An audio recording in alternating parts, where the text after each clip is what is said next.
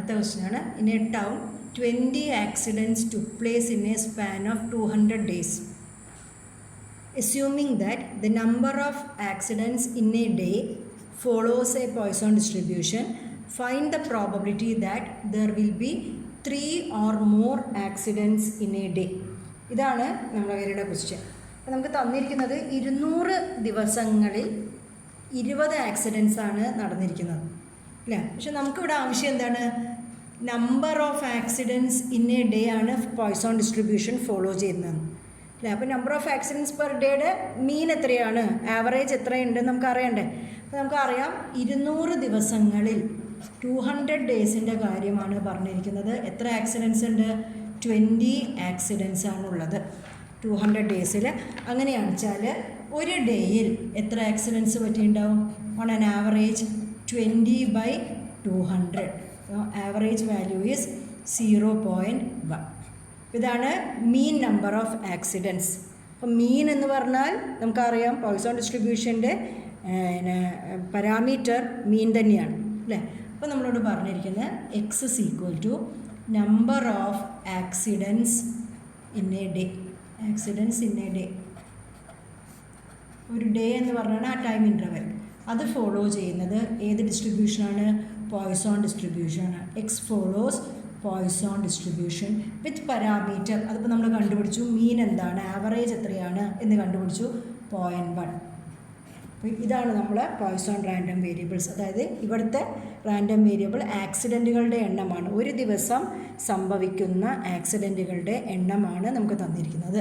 അപ്പോൾ നമുക്ക് അയാളുടെ PMF എഴുതാം. f of x is equal to probability of capital X is equal to small x. ആക്സിഡൻറ്റുകളുടെ എണ്ണം small X ആവുക. It is e raised to minus lambda, that is 0.1. 0.1 raised to x by x factorial. e raised to minus lambda, lambda raised to x by x factorial. x takes the value 0, 1, 2, 3 etc. up to infinity അല്ലേ. ഇനി നമുക്ക് അപ്പോൾ ഇത് സംഭവം മനസ്സിലായി. ആക്സിഡൻറ്റുകളുടെ എണ്ണം follow ചെയ്യുന്ന probability നമുക്ക് ഡിസ്ട്രിബ്യൂഷൻ നമ്മൾ ഐഡൻറ്റിഫൈ ചെയ്തു. ഇനി ചോദിച്ചിരിക്കുന്നത് find the probability that there will be 3 or more accidents in a day. അപ്പം ആക്സിഡൻറ്റുകളുടെ എണ്ണം 3 അതിലധികമോ, x is greater than or equal to 3. നമുക്കറിയാം x greater than or equal to 3 നമ്മൾ എന്താ ചെയ്യുക? 1 minus probability of x less than 3 അല്ലേ, which is equal to 1 minus x less than 3 ആണ് കേട്ടോ. അപ്പോൾ 3 കൂട്ടണ്ട. പ്രോബബിലിറ്റി ഓഫ് എക്സിൻ്റെ വാല്യൂ 3നെക്കാട്ടും കുറവ് പറഞ്ഞാൽ 0 ആവാം. Probability of x is equal to 1 ആവാം.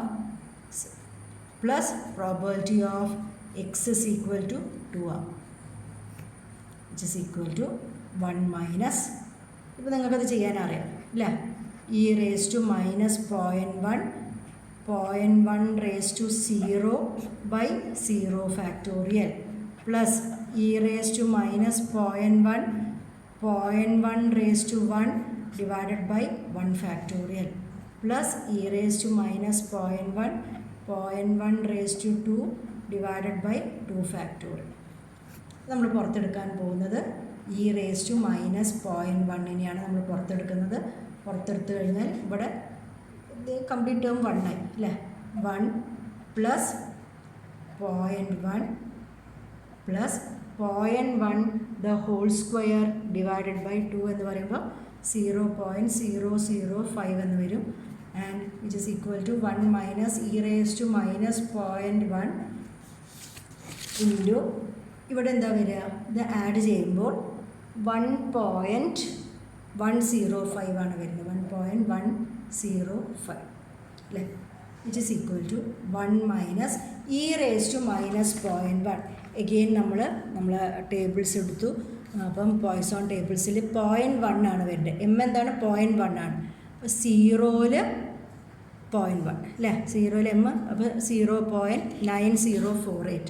അപ്പോൾ അത് നമ്മൾ എഴുതി 0.9048 ഇൻറ്റു 1.105.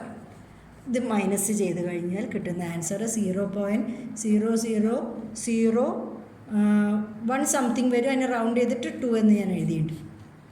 1 അങ്ങനെ എന്തോന്നാണ് വരുന്നത്, അത് റൗണ്ട് ചെയ്തിട്ട് 2 എന്ന് എഴുതിയിട്ടുണ്ട്. അപ്പോൾ ഇതാണ് നമ്മളെ ആൻസർ, ആക്സിഡൻറ്റുകളുടെ എണ്ണം. അപ്പോൾ ഇവിടെ ചെയ്തത് മറ്റേ ക്വസ്റ്റ്യനിൽ ഡയറക്റ്റ് മീൻ തന്നിട്ടുണ്ടായിരുന്നു. അപ്പോൾ ഇവിടെ നമുക്ക് ഒരു കണക്കാണ് പറഞ്ഞത്, 200 ദിവസത്തിൽ 20 ആക്സിഡൻറ്റ് എന്ന് പറഞ്ഞിട്ട് നമ്മൾ ആ മീൻ നമ്പർ ഓഫ് ആക്സിഡൻറ്റ്സ് ഇവിടെ കണ്ടുപിടിക്കുകയോ ചെയ്തിരിക്കുന്നത്.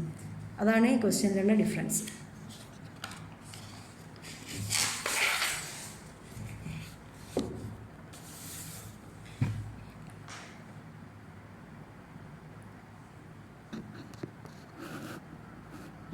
അടുത്ത question, if 3% of electric bulbs manufactured by a company are defective, find the probability that in a sample of 100 bulbs exactly 5 bulbs are defective.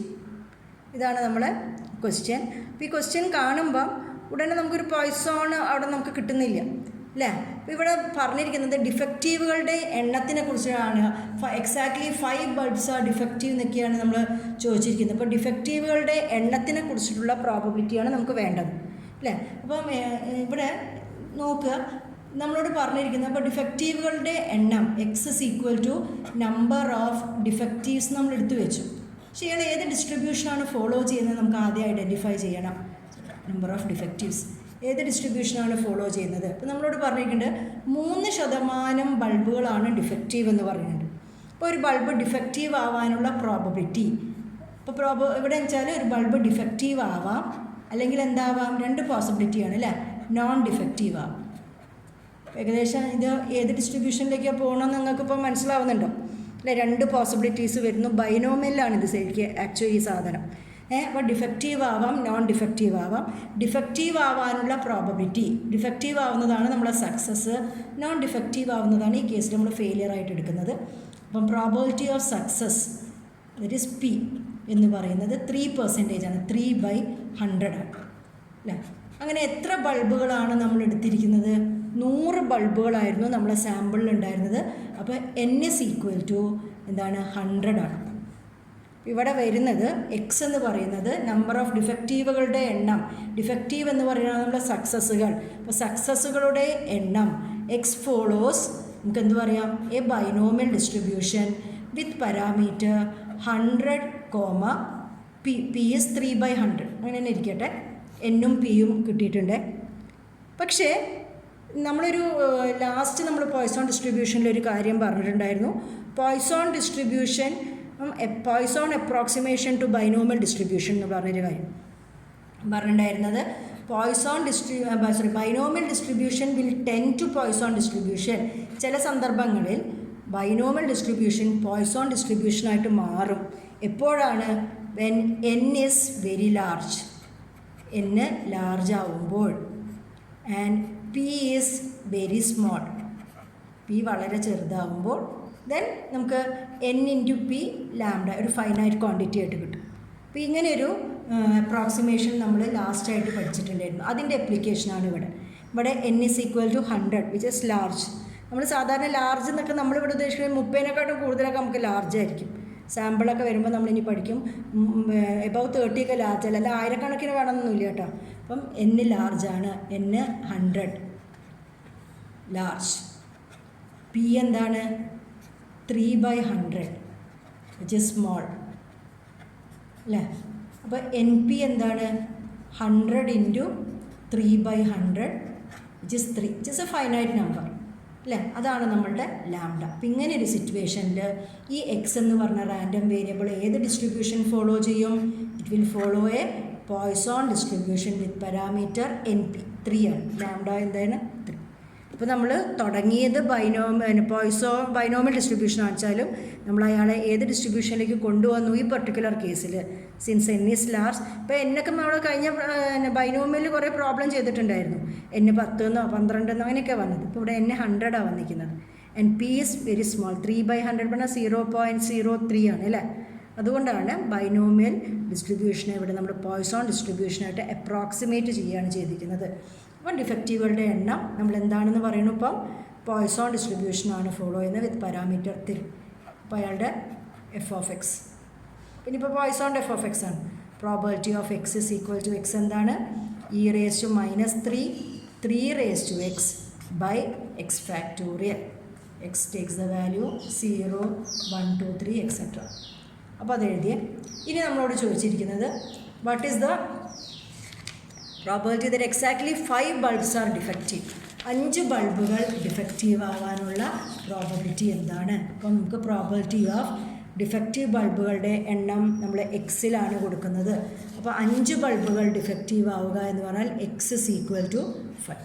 X is equal to x അറിയാലോ, e raise to -3 3 raise to x by x factorial. X is equal to 5 വരുമ്പോൾ e raise to -3 3 raise to 5 by 5 factorial. അപ്പോൾ ഇതാണ് നമ്മളുടെ probability. അപ്പോൾ നമുക്ക് E raise to -3 കണ്ടുപിടിക്കണം. E raise to -3 കണ്ടുപിടിക്കാൻ വേണ്ടിയിട്ട് എഗെയിൻ നമ്മൾ ടേബിളിൽ നോക്കണം. നമ്മൾ ഇയാളെ നേരത്തെ കണ്ടാണ് 0.M3 0.0498 is equal to 0.0498 into 3 raised to 5 divided by 5 factorial എന്നാണ് വരുന്നത്. അപ്പോൾ ഇയാളെ സിംപ്ലിഫൈ ചെയ്യുമ്പോൾ അതിൻ്റെ വാല്യൂ ഒന്ന് കണ്ടുപിടിക്കണം. ഞാൻ എഴുതി വെച്ചിട്ട് ആൻസർ ഇതിൻ്റെ വാല്യൂ എന്താണെന്ന് കണ്ടുപിടിക്കണേ. അപ്പോൾ ഇങ്ങനെയാണ് നമ്മൾ ഈ പ്രോബ്ലം ചെയ്യുന്നത്.